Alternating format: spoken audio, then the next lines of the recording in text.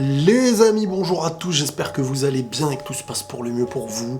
Alors comme vous le savez, aujourd'hui, normalement c'était le jour de la review de l'épisode 5, mais l'épisode est décalé d'une semaine. Je me suis dit, aujourd'hui, je vais pas casser le rythme. On va rester sur de l'attaque des Titans. Cette vidéo, pour certains, c'est une vidéo surprise. Donc, ce que j'ai envie de faire dans cette vidéo, j'espère qu'elle va vous plaire. Donc, si elle vous plaît, à la fin, n'hésitez pas à me le dire en commentaire, liker, etc. Mais aujourd'hui, ce qu'on va faire, on va revenir sur des détails de l'attaque des Titans qu'on aurait peut-être raté, qu'on va essayer de s'expliquer.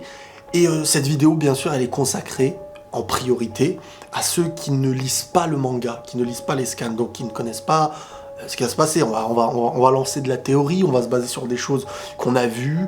Donc, s'il vous plaît, ceux qui lisent le manga, vous pouvez regarder les commentaires, mais n'intervenez pas en mode « Mais non, ça veut pas dire ça, c'est ça. » Bah oui, parce que c'est normal, tu l'as lu. C'est comme si je ne sais pas ce qu'il y a derrière la porte, mais que toi t'interviens en disant « Mais non, mais il y a ça. » Mais nous, on joue à essayer de comprendre, en fait. Donc c'est normal qu'on va se tromper plein de fois. Donc les amis, je vais revenir sur plusieurs éléments que j'ai sélectionnés. Et si ça vous plaît, je le referai de temps en temps, jusqu'à sélectionner plein d'éléments, jusqu'à sélectionner peut-être à l'avenir tous les éléments pour comprendre cette œuvre exceptionnelle de l'attaque des Titans qui...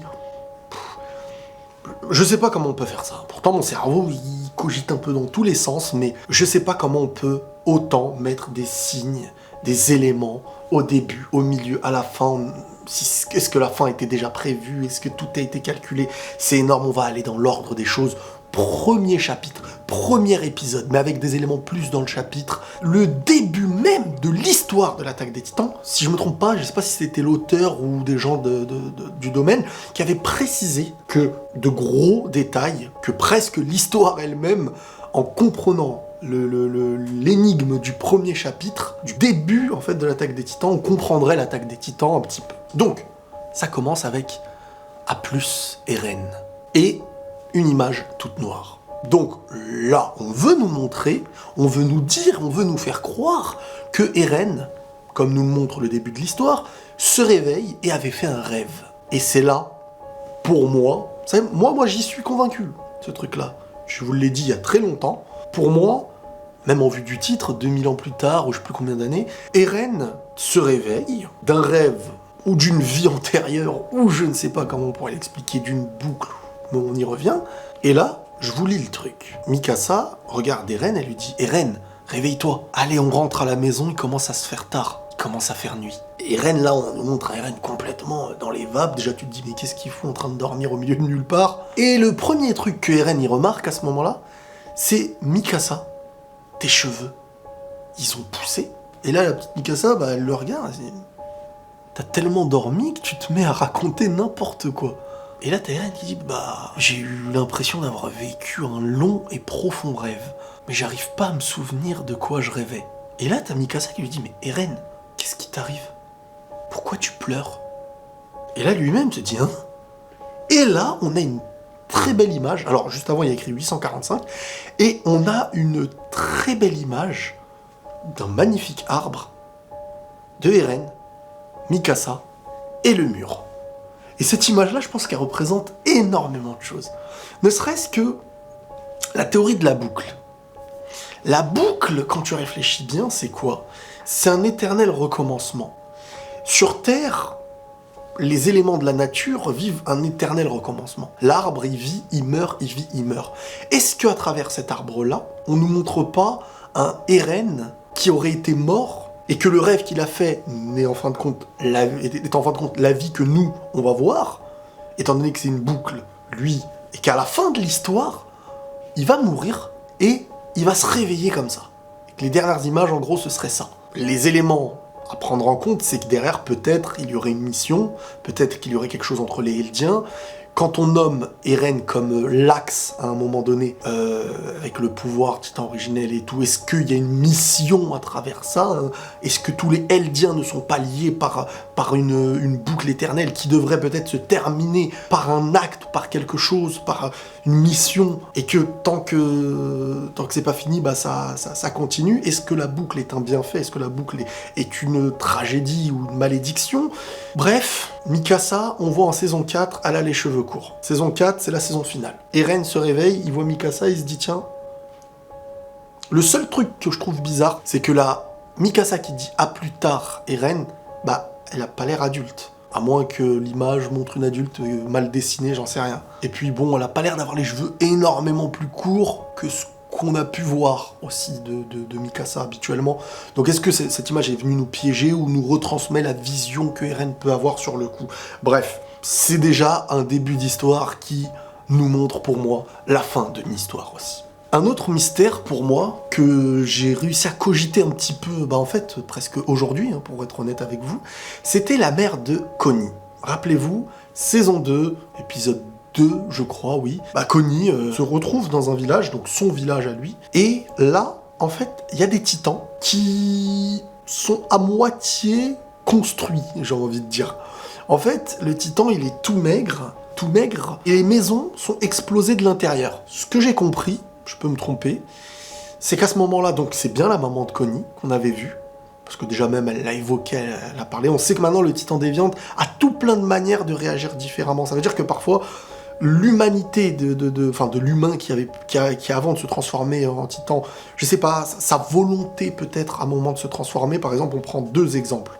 La maman de Connie qui, quand elle voit Connie, parle, elle lui dit « Ah, tu es rentré ». Bon, cette scène, j'avoue, elle m'a fait énormément mal au cœur. Mais elle lui parle, elle lui dit « Ah, tu es rentré, enfin, truc ». Il l'a entendu, on l'a vu en sous-titres, pas totalement démuni de ses souvenirs ou de ce qu'elle était avant d'être un titan. Et on a Dina Fritz, quand elle a été transformée en titan, elle a fait de sa volonté et d'une promesse qu'elle ne lâcherait pas, peu importe qui elle deviendrait en titan ou pas, elle ne lâcherait pas Grisha. Et on l'a vu, après, elle a été jusqu'à la maman de Eren, la deuxième femme de Grisha, pour la bouffer, quoi. Donc, le titan déviant a une manière à lui, et presque un caractère, au final, en fonction de la volonté que tu mets peut-être avant de te transformer. Peut-être que le titan de la maman à Connie, avant de se réveiller, de se transformer plutôt, sa dernière volonté était réellement de revoir son fils, Connie. Et sur le coup, ce qui est intéressant, les amis, c'est de voir comment derrière, Reiner ne veut pas que Connie se pose de questions. Parce que nous, maintenant, on sait que Reiner, là, il était encore en mode infiltré. Et limite, tu lui dis, allez, vas-y, dégage maintenant, vas-y, là, on est pressé et tout, arrête de cogiter. La saison 2, en grande partie, surtout au début, elle vient intégrer le titan bestial. Le titan bestial qui, aujourd'hui, on est conscient qu'il peut se construire une armée de titans. Moi, je sais pas si, en fait, c'est des titans attitrés, donc il a un pouvoir, il fait apparaître des titans de nulle part, ou est-ce qu'en fin de compte, il a, comme on le voit en saison 4, au début, dans le premier épisode, même dans le dirigeable, il y a des humains. C'est des humains. Comme s'il les avait attitrés, et il les fait se transformer. En criant, il les fait se transformer. On a déjà entendu son cri en saison 2 à côté de la forteresse, et qui d'un coup, lorsque eux cherchaient des titans à la base et ils en avaient pas trouvé, ils se sont dit mais comment ils sont rentrés les titans, il n'y a pas de brèche dans les murs et tout, comment ils ont fait? On comprend en fait que c'est le titan bestial, Sig, qui a transformé des hommes qu'il manipule, qu'il contrôle en titans. Et donc en fin de compte, au village de la maman Connie, peut-être qu'il a transformé, donc, parce que je pense pas qu'il est arrivé de chez les Mars avec un lot d'hommes, et au final il les a transformés, alors peut-être, mais j'en doute. Et la logique de la saison 2 au début va dans le sens du titan bestial qui découvre l'île de paradis, et même au niveau des gadgets, rappelez-vous, la tenue tridimensionnelle, quand il se retrouvait face à, j'ai oublié le nom du gars, il regarde et dit vous êtes quand même ingénieux d'une certaine façon, quoi. Et donc, au village de Connie, étant donné que les titans, à l'intérieur de la maison, se transformaient, boum, en titans, et la maison explose, je me dis, est-ce qu'ils n'ont pas été attitrés par Sig, par le titan bestial, sauf que ces titans ont échoué dans leur manière de se transformer, ou par leur volonté. On voit quand même que ce titan-là ne s'est pas réellement transformé, mais on voit aussi qu'un titan... épisode 1, fin de l'épisode 1 ou 2, non, c'est le 1 de la saison 2, Sig, le titan bestial, lui dit ne le mange pas. Rappelez-vous, face au mec du bataillon là, j'ai oublié son nom, en plus il était connu. Et le titan l'a quand même mangé, au final, il l'a quand même mangé. Donc tu sens que il peut avoir du mal à contrôler parfois certains de ses titans, ou peut-être certains de ses hommes qu'il veut transformer en titans, tout comme la maman de Connie. Mais on voit que c'est lié avec le titan bestial, je pense. Après, peut-être des choses qu'on apprendra sur du long terme. Et là, les amis, un autre détail super intéressant. Déjà, à ce moment-là, on se dit, mais oh, c'est bizarre. On n'a pas pu y revenir réellement. On y est revenu, mais rapidement. Je ne sais pas si on en avait parlé. Rappelez-vous, lorsque, c'est dans l'épisode 3 et 4, je crois, quand Reiner, les autres, mais Ymir aussi, ils étaient à l'intérieur de la forteresse. Forteresse bizarre, mais à un moment, on a Reiner qui dit « Qu'est-ce que tu fais là, Ymir ?»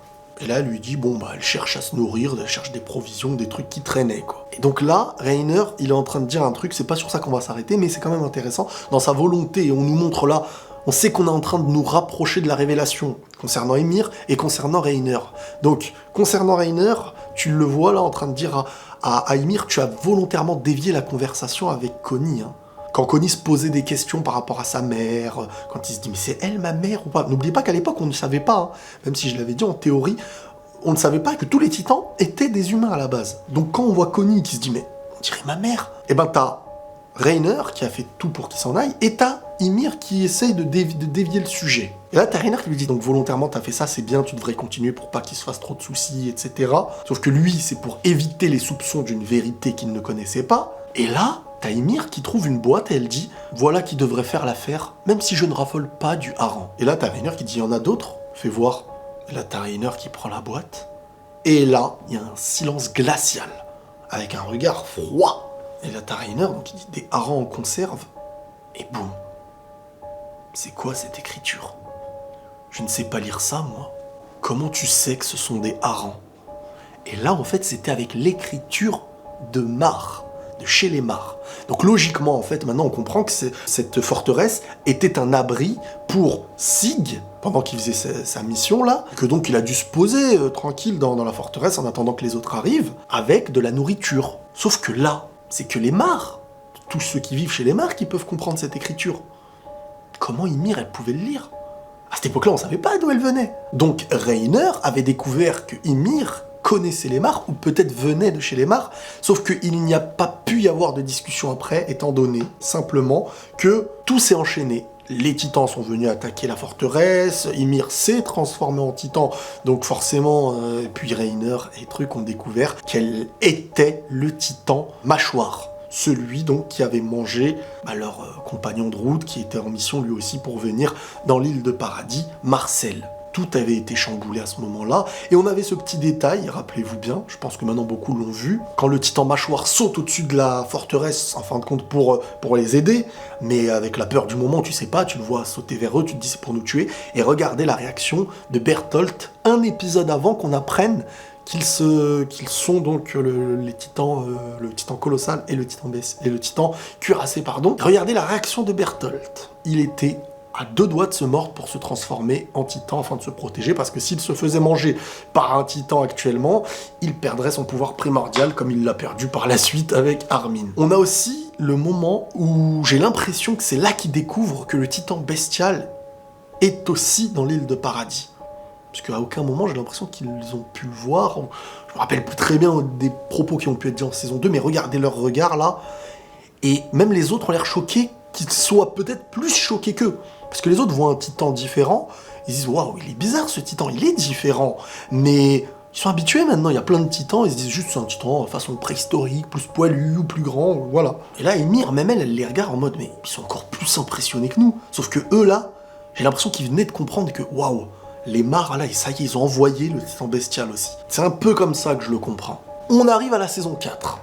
Saison 4, donc celle qui est actuellement la récente, quoi. Un élément que j'avais oublié, mais en apprenant donc que Eren fait partie est en infiltration chez les Mar, la question c'était de savoir s'il était tout seul ou pas. On a un seul indice pour l'instant, c'est à la fin de l'épisode 1.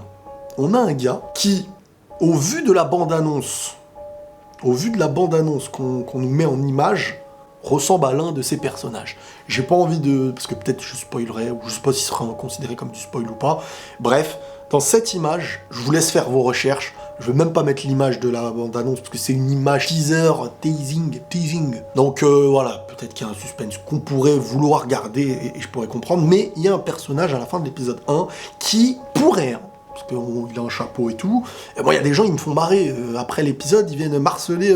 Laisse, t'as raté ça. Mais oui, mais comment vous voulez qu'on le sache? Un mec avec un chapeau qui lit un journal, on voit ni sa tête, on voit rien, il est en train de marcher. Il a certes pas la même réaction que les autres. Moi, la première fois que je vois ça, je me dis oui, mais déjà, comment penser qu'il y a cette infiltration? Comment sur le coup vous arrivez à... C'est que des mecs qui ont lu le manga qui viennent perturber encore les trucs. Mais arrêtez, s'il vous plaît. Il y a des choses, tu peux pas le comprendre comme ça. Donc, ça demande du temps, du recul et tout. D'accord. Mais c'est au vu de Eren est infiltré, tac, tu regardes l'épisode 1, tu vois à la fin, tiens, il y a la réaction de ce gars. Au début, tu te dis purée, on dirait Kenny. Mais non, Kenny, c'est fini. En plus, il a les cheveux bruns. Donc là, t'as un mec un peu blond, truc qui n'a pas du tout la joie que peuvent avoir les autres marres. Et donc, il marche de dos et tu le vois, il referme le journal en mode ni chaud ni froid. Pourtant, ils ont gagné la guerre, donc... Logiquement, peut-être qu'il est en mode infiltré, que c'est peut-être un gars de la bande avec Eren et tout. Et le moment où Eren infiltre, c'est la question que je me pose. À quel moment il les a infiltrés? Parce que, voilà, hein, les Mards, je pense qu'ils sont quand même en mode... à partir du moment où Reiner est revenu, sans Bertholdt, sans Annie, sans Marcel, ça fait quand même... Tu te dis, voilà, là, en face, il y a un titan colossal qui est repris. T'es attentif aux moindres détails, tu veux pas te laisser infiltrer... Eren revient chez les Mards en mode blessé de guerre, quoi, en fait.